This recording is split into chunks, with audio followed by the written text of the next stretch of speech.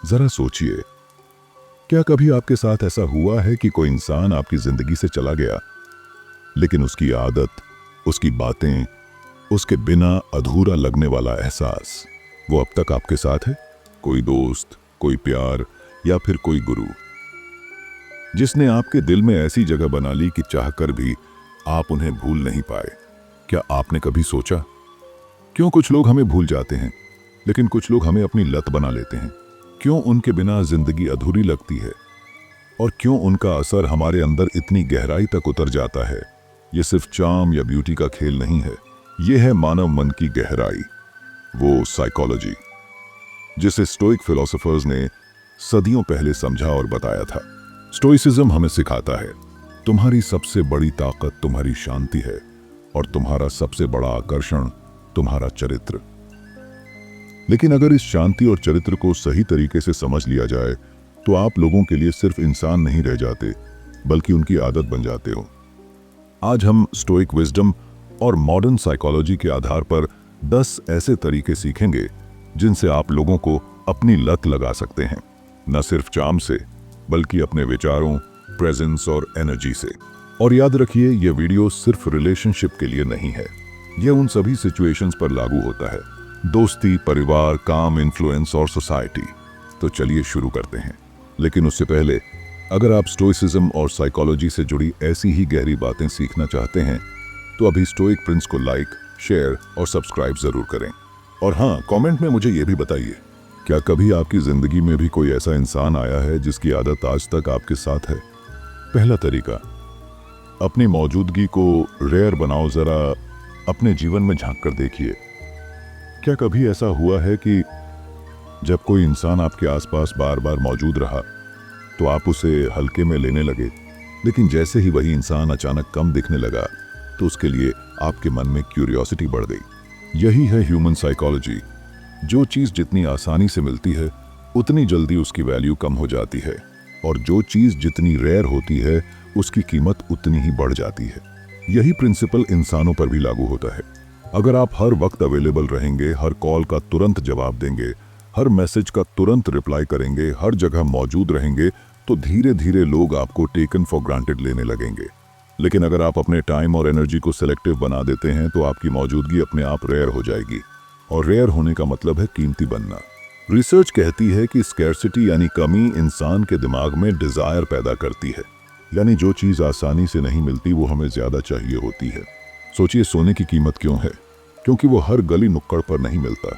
अगर सोना मिट्टी की तरह अबंडेंट होता तो लोग उसे ठुकरा देते। ठीक उसी तरह अगर आप खुद को हर समय सबके लिए अवेलेबल बना दोगे, तो आपकी वैल्यू मिट्टी जैसी हो जाएगी। लेकिन अगर आप अपनी मौजूदगी में रैरिटी लाते हो, तो लोग आपकी तरफ खींचते चले आएंगे। मान लीजिए आपके ऑफिस में 2 लोग हैं। पहला इंसान हर वक्त हर डिस्कशन में बोलता है, हर इश्यू पर रिएक्ट करता है।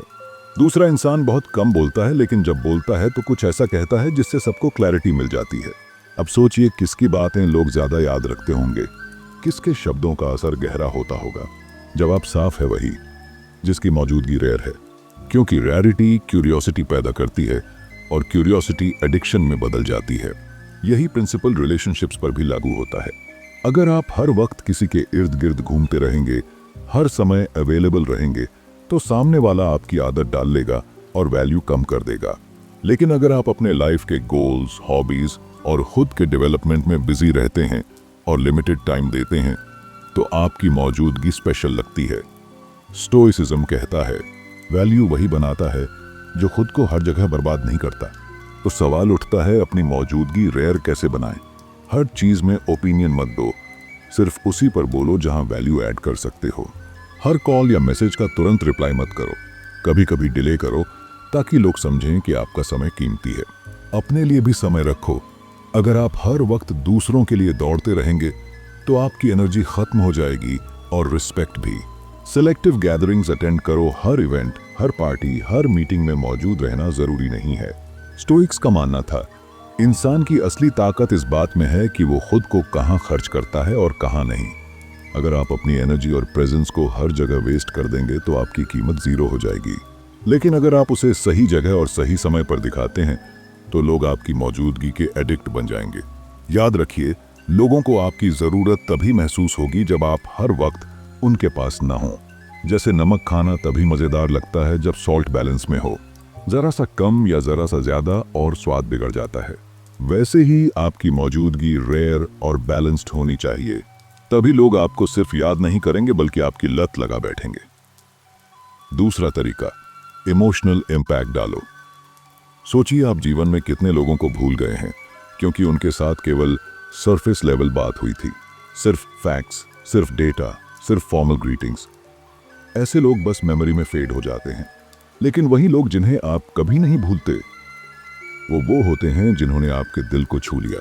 कभी कोई छोटा सा जेस्चर, जैसे किसी मुश्किल समय में क्वाइटली सपोर्ट करना, बिना सवाल किए मदद करना, या सिर्फ आपकी भावनाओं को समझना, या फिर कोई प्यारी बात जो अचानक किसी उदास दिन में कह दी गई। ये छोटी छोटी चीजें वही यादें बनती हैं जो जीवन भर आपके साथ रहती हैं। मॉडर्न साइकोलॉजी बताती है कि इंसान लॉजिक से डिसीजन लेता है लेकिन इमोशन से जुड़ता है। हम फैक्ट्स भूल जाते हैं, कितने ईमेल्स आए, कितने मैसेजेस, कितने प्लान्स, लेकिन वो भावना, वो फीलिंग, वो मोमेंट हमेशा याद रहती है। यानी अगर आप चाहते हैं कि लोग आपकी लत लगाए, उन्हें सिर्फ फिजिकल या मटेरियल प्रेजेंस से नहीं बल्कि भावनाओं से जोड़ना होगा।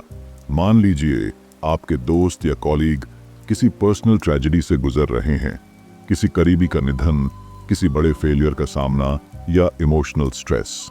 आप सिर्फ फॉर्मल सॉरी कहकर निकल जाते हैं, वो भूल जाएंगे। लेकिन अगर आप उनके दुख में उनके साथ खड़े रहें, कुछ एक्स्ट्रा टाइम उनके लिए निकालें, कोई छोटी मदद करें या बस साइलेंटली उनकी कंपनी दें, वो आपकी प्रेजेंस को लाइफ चेंजिंग मानेंगे। यह इमोशनल इम्पैक्ट उनकी मेमोरी में एम्बेड हो जाएगा। वो कभी नहीं भूलेंगे कि आपने उस कठिन समय में उनके लिए वास्तव में प्रेजेंस दिखाई। इमोशनल इम्पैक्ट सिर्फ दुख में सपोर्ट करने तक सीमित नहीं है। कभी किसी की जीत, सफलता या खुशी में जेन्युइन एक्साइटमेंट दिखाना भी उतना ही पावरफुल है। अगर आपका कॉलीग प्रमोशन पाता है और आप सच्चे दिल से खुश होते हैं, केवल फॉर्मल कंग्रेचुलेशंस नहीं बल्कि हार्टफेल्ट अप्रिशिएशन दिखाते हैं, वो अनुभव उनके लिए अनफॉरगेटेबल बन जाता है। कोई फ्रेंड वेट लॉस जर्नी पूरी करता है या कोई पर्सनल माइलस्टोन अचीव करता है और आप उनकी जेन्युइन हैप्पीनेस शेयर करते हैं, वो आपकी आदत, आपकी एनर्जी के लिए एडिक्टेड हो जाते हैं। डीप लिसनिंग, लोग सिर्फ बातें नहीं, फीलिंग्स शेयर करना चाहते हैं। ध्यान से सुनो। स्मॉल जेस्चर्स, कभी कोई सरप्राइज कॉल, थॉटफुल मैसेज या छोटा हेल्प जेस्चर, छोटी चीजें बड़ी याद बनाती हैं। सेलिब्रेट देयर विंस, सिर्फ दुख में नहीं, हैप्पीनेस में भी जेन्युइनली साथ दो। प्रेजेंस ओवर वर्ड्स, कभी कभी सिर्फ आपका साइलेंट प्रेजेंस, सिर्फ सिटिंग टुगेदर ज्यादा इमोशनल इम्पैक्ट डालता है। कंसिस्टेंसी मैटर्स, अचानक एक बार दिखाया गया केयर फॉरगेट हो सकता है, लेकिन regular emotional connection lasting effect डालता है। दूसरे का दुख और खुशी समझना और उनके लिए सही एक्शन लेना व्यक्ति को मॉरल और इमोशनल रूप से एलिवेटेड बनाता है। यह इमोशनल इंटेलिजेंस ही आपकी लास्टिंग इन्फ्लुएंस बनाती है। लोग आपकी बातें भूल सकते हैं, आपकी एडवाइस भूल सकते हैं, लेकिन जो फीलिंग्स आपने उनके लिए क्रिएट की वो हमेशा याद रहेगी। अगर आप चाहते हैं कि लोग आपकी लत लगाएं, तो उन्हें सिर्फ सरफेस लेवल इंटरेक्शन में मत बांधो। उनके दिल और दिमाग में अपनी जगह बनाने के लिए इमोशनली टच करो। कभी उनके दर्द में खड़े रहो, कभी उनकी जीत में जेन्युइनली खुश हो जाओ। कभी कोई जेस्चर, कभी कोई ध्यान से सुनी गई बात, ये सब उन यादों में बदल जाए जो वो जीवन भर नहीं भूल सकते। इमोशनल इम्पैक्ट ही वो सीक्रेट वेपन है जो आपको फॉरगेटेबल से अनफॉरगेटेबल बनाता है। तरीका 3, खामोशी की ताकत सोचिए। हम अक्सर गलती कर देते हैं कि हर मौके पर बोलना, हर बात पर रिएक्ट करना और हर इश्यू में शामिल होना हमें इम्पोर्टेंट बना देगा। लेकिन सच ये है, जितना आप हर जगह अपनी आवाज फैलाते हो, उतना ही लोग उसे ऑर्डिनरी मानने लगते हैं। साइलेंस यानी खामोशी की ताकत को अंडर एस्टिमेट ना करें। एक सिलेक्टिव और कैलकुलेटेड साइलेंस में रहस्य और इंट्रीग छिपा होता है। इंसान अपनी क्यूरियोसिटी को नेचुरली सेटिस्फाई करना चाहता है और वही क्यूरियोसिटी धीरे धीरे एडिक्शन में बदल जाती है। रिसर्च बताती है कि मिस्ट्री और अनप्रेडिक्टेबिलिटी इंसान के दिमाग में डोपामिन रिलीज करते हैं, यानी वो ऑटोमेटिकली उस इंसान की तरफ आकर्षित होते हैं।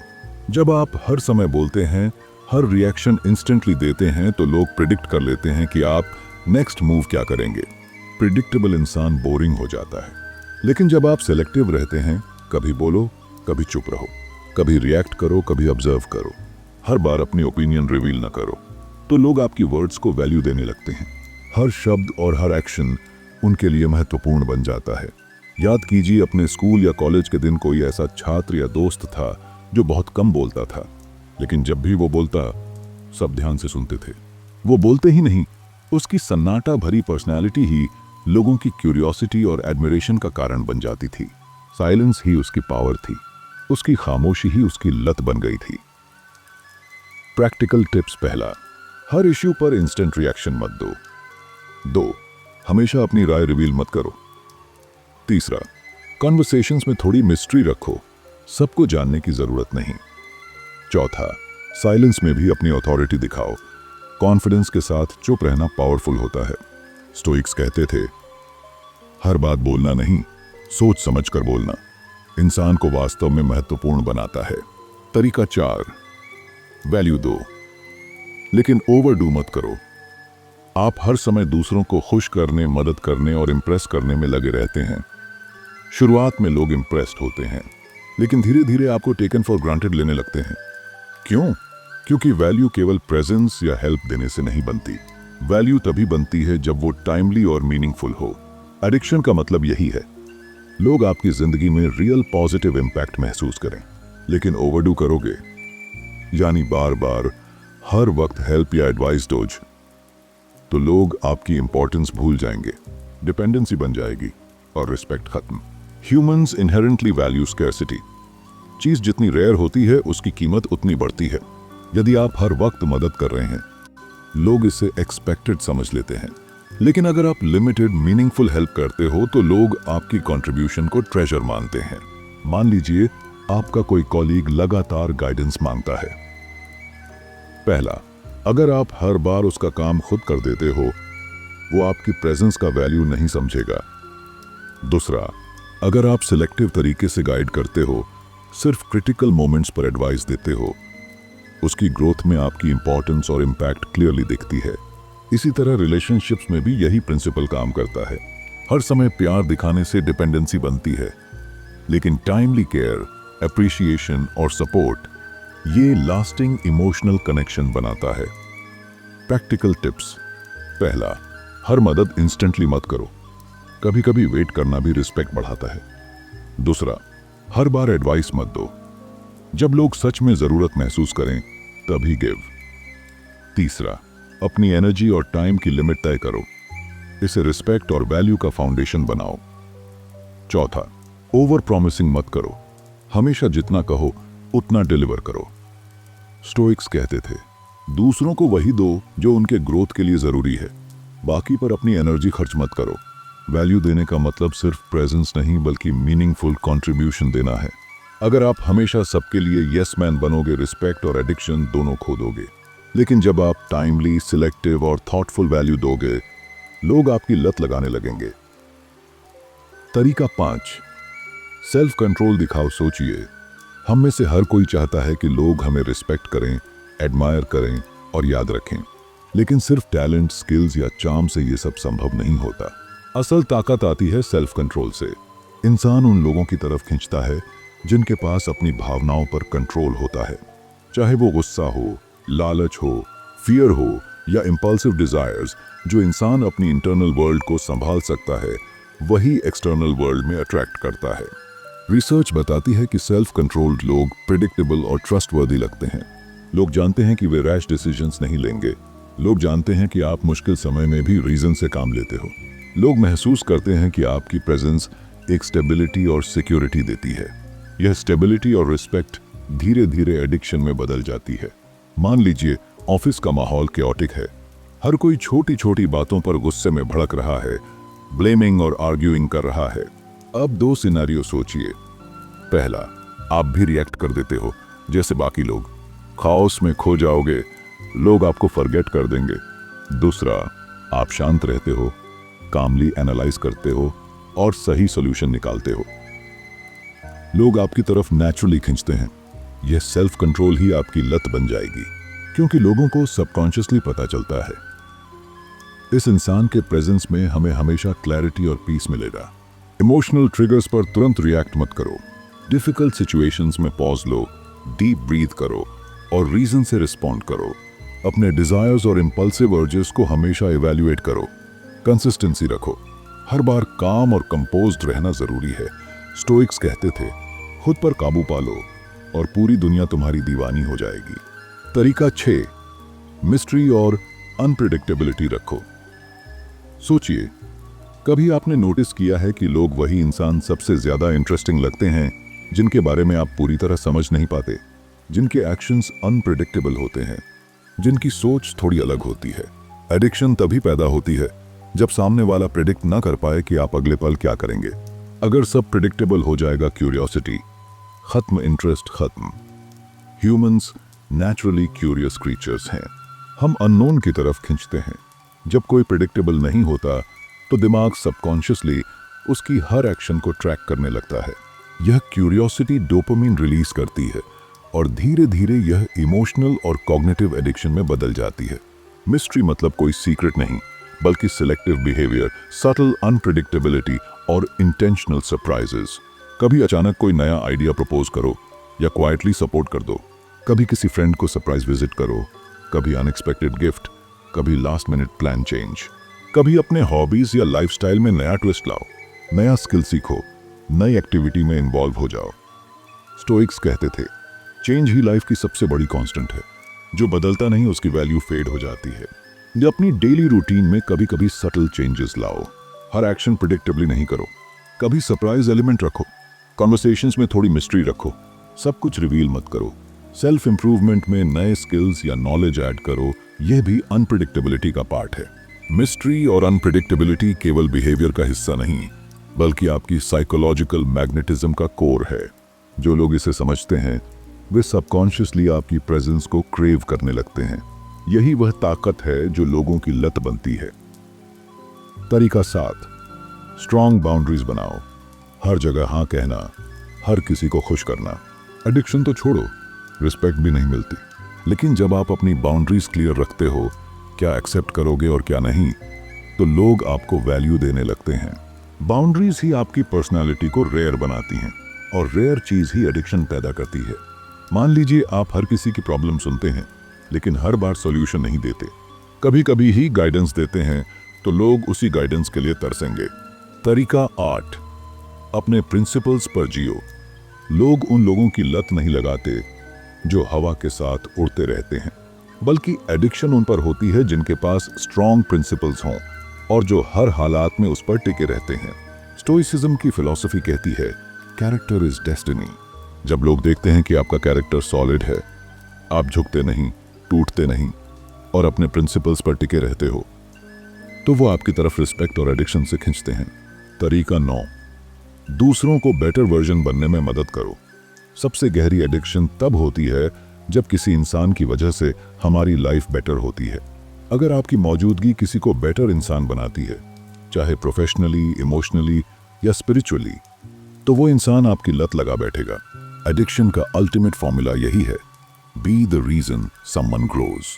तरीका 10, खुद एक मिस्ट्री बन जाओ। टेम्पररी चार्म से एडिक्शन नहीं बनती। लंबे वक्त तक लोगों के दिल दिमाग में जगह बनाने के लिए आपको एक लेगेसी माइंडसेट चाहिए। लेगेसी का मतलब है आप जो कर रहे हैं उससे लोग इंस्पायर हों, सीखें और आपको याद रखें।